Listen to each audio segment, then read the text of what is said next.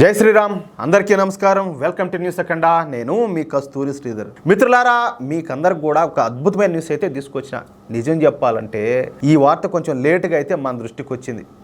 అయినప్పటికీ మన తెలుగు మీడియా ఈ వార్తను కవర్ చేయకపోవడం నిజంగా దురదృష్టకరం. బంగ్లాదేశీల విషయంలో మంచి కాక మీద ఉన్నటువంటి మన బార్డర్ సెక్యూరిటీ ఫోర్స్ దళాలు బంగ్లాదేశీలో కాల్చి పారేశారంటే సరిహద్దులు దాటేదాకా తరిమి కొట్టారు. సరే, దీని గురించి అసలు ఏం జరిగింది ఏందనేది మీకు కొంచెం వివరంగా చెప్పే ప్రయత్నం చేస్తా, ఓకేనా? భారత్ బంగ్లాదేశ్ల మధ్య ప్రస్తుతం తీవ్రమైనటువంటి ఘర్షణ వాతావరణం అయితే ఏర్పడిన సంగతి మీకు కూడా తెలిసిందే. బంగ్లాదేశ్ తాత్కాలిక ప్రధాని అయినటువంటి మొహమ్మద్ యూనస్ పుణ్యమా అని చెప్పేసి మనకి ఈ దరిద్రం అంతా కూడా పట్టుకునింది. బంగ్లాదేశ్కు భారత్కు మధ్యన 4096 కిలోమీటర్ల సరిహద్దులు అయితే ఉన్నాయి. వీటిలో బంగ్లాదేశ్కు పశ్చిమ బెంగాల్కు మధ్యన దాదాపుగా 900 కిలోమీటర్ల సరిహద్దు అయితే ఉన్నది. ఈ 900 కిలోమీటర్ల సరిహద్దుల్లో ఇప్పటి వరకు 500 కిలోమీటర్ల వరకు భారీ కంచెను అయితే నిర్మించారు. ఇంకా 400 కిలోమీటర్ల మేర కంచె అయితే వేయాల్సి ఉన్నది. ఇక ఈ 400 కిలోమీటర్ల మేర కంచె లేకపోవడంతో ఈ ఆవుల స్మగ్లర్లు, ఈ డ్రగ్స్ స్మగ్లర్లు వీళ్ళంతా కూడా ఈ ప్రాంతం కూడా భారత్లోకి రావడం మొదలుపెట్టారు. మన దేశంలోకి అక్రమంగానో బంగ్లాదేశ్ నుంచి భారత్లోకి ఈ డ్రగ్స్ను తీసుకురావడం, మళ్ళా భారత్ నుంచి పెద్ద సంఖ్యలో ఆవులు తీసుకుపోవడం అంటే పనికి మాలినటువంటి పనులన్నీ కూడా చేస్తున్నారు. అయితే పశ్చిమ బెంగాల్లో డార్జిలింగ్ అనే జిల్లా ఒకటి ఉన్నది. ఆ డార్జిలింగ్ జిల్లాకు ప్రధాన నగరం కూడా ఈ డార్జిలింగ్ పట్టణమే. ఈ డార్జిలింగ్ పట్టణం చాలా ఫేమస్ అన్నమాట. పర్యాటకులు ఎక్కువగా ఈ డార్జిలింగ్ని అయితే సందర్శిస్తూ ఉంటారు. అందుకే ఈ బంగ్లాదేశ్ స్మగ్లర్లు ఈ డార్జిలింగ్ను టార్గెట్గా చేసుకున్నారు. పర్యాటకులకు ఈ డ్రగ్స్ నమ్మి సొమ్ము చేసుకోవడం ప్రారంభించారు. చూడండి ఎంత దుర్మార్గమో. అంటే ఒకసారి గమనించండి, మీకు కూడా బాగా తెలుసు, ఈ పాకిస్తాన్లోనూ అక్కడ ఏంటంటే డ్రగ్స్ అంతా కూడా తయారవుతాయి. ఆ డ్రగ్స్ను ఇక్కడ బంగ్లాదేశ్కు తీసుకొచ్చి దాన్ని దొడ్డిదారిన మన దేశంలోకి తీసుకొచ్చి మన వాళ్ళ ప్రాణాలతో ఆడుకుంటారు. ఎంత దారుణమో చూడండి ఇది. దానికి తోడు ఈ డార్జిలింగ్ జిల్లా కూడా బంగ్లాదేశ్కు ఆనుకుని ఉండడంతో ఈ బంగ్లాదేశ్ స్మగ్లర్లకు బాగా కలిసి వచ్చింది. అయితే ఎప్పటిలాగానే 4 రోజుల క్రితం ఈ బంగ్లాదేశ్ స్మగ్లర్లు భారత్లోకి అయితే ప్రవేశించారు.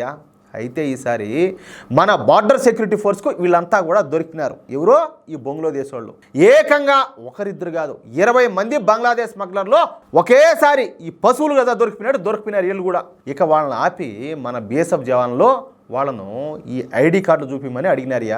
అడిగితే ఊహించని విధంగా ఆ స్మగ్లర్లు మన భారత జవాన్ల పైన కత్తులతో దాడి చేశారంట.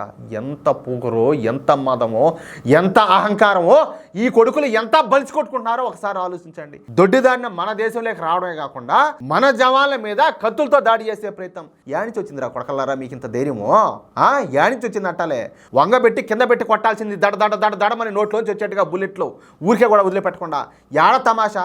ఇప్పుడు ఈ పాకిస్తాన్ నుంచి తీవ్రవాదులు ఎవరైనా కూడా మన దేశంలోకి వచ్చామంటే వదిలిపెడతారా? కుక్కలు కాల్చేట్టు కాల్చరా? ఈ కొడుకులే మురిపోమా వీళ్ళని కూడా అదే పని చేయాలా, అదే విధంగా ట్రీట్ చేయాలా. సరే, అంతేకాకుండా ఈ బంగ్లాదేశ్ స్మగ్లర్లు ఏం చేశారు తెలిసిన, మన బీఎస్ఎఫ్ జవాన్ల ఆయుధాలు లాక్కోవడానికి ప్రయత్నం చేశారంట.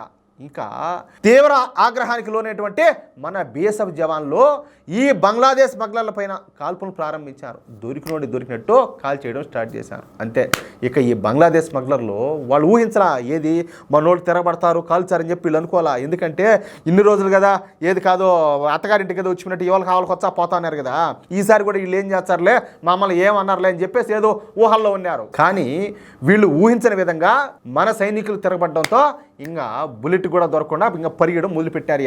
అయితే మన బీఎస్ఎఫ్ జవాన్లు జరిపినటువంటి కాల్పుల్లో ఈ 20 మంది బంగ్లాదేశ్ స్మగ్లర్లు తీవ్రంగా గాయపడినారంట. అందులో ఒకడు మన భారత భూభాగంలోనే చచ్చినాడు. ఇంకొక 4 వచ్చేసి ఆవలో పోయి చచ్చినారు. మొత్తంగా ఈ కాల్పుల్లో 5 మంది బంగ్లాదేశ్ స్మగ్లర్లు మరణించగా మిగిలిన వారికి కూడా బుల్లెట్ గాయాలైనాయంట. ఈ దెబ్బతో ఇక ఈ బంగ్లాదేశ్ జాంబిగాళ్ళు మన భారత భూభాగంలోకి రావాలంటే ప్యాంట్లు తడుచాయట్టే, ఊరికే కూడా కాదు. అదే చెప్పేది. ఇప్పుడు ఈ పాకిస్తాన్ వాళ్ళు వచ్చామంటే దొడ్డిదారిని వచ్చామంటే ఒప్పుకుంటామా? కుక్కలు కాల్చరా? వీళ్ళేమో మురిపోమో ఏలే, వచ్చిన వచ్చినట్టు తూట్లు చేసి దబ్బాల్సిందే. ఇంకొక మాట చెప్తాను నేను, ఇప్పుడు పాకిస్తాన్ నుంచి ఎవరైనా అక్రమంగా వచ్చి మా దేశంలో ఉన్నారంటే వదిలిపెడతారా? ఎతికి గాలిచి మరి దెబ్బపోయి తీసుకుపోయి లోపలేరా? కానీ ఈ బంగ్లాదేశ్ వాళ్ళు ఎంతమంది ఉన్నారు మన దేశంలో? ఏ ఒక్కరిని కూడా వదిలిపెట్టకుండా వెతికి గాలిచ్చి వీళ్ళందరినీ తీసుకుపోయి అవతల భారం మొత్తాల తేడాలు వచ్చే అంతే. ఇంకా వేరే సమాధానం అనేది ఉండకూడదు, వేరే మాట అనేది ఉండకూడదు. ఏమంటారా మిత్రులారా? ఈ న్యూస్ కనుక మీకు నచ్చినట్లయితే ఖచ్చితంగా ఈ న్యూస్ నలుగురికి షేర్ చేయండి.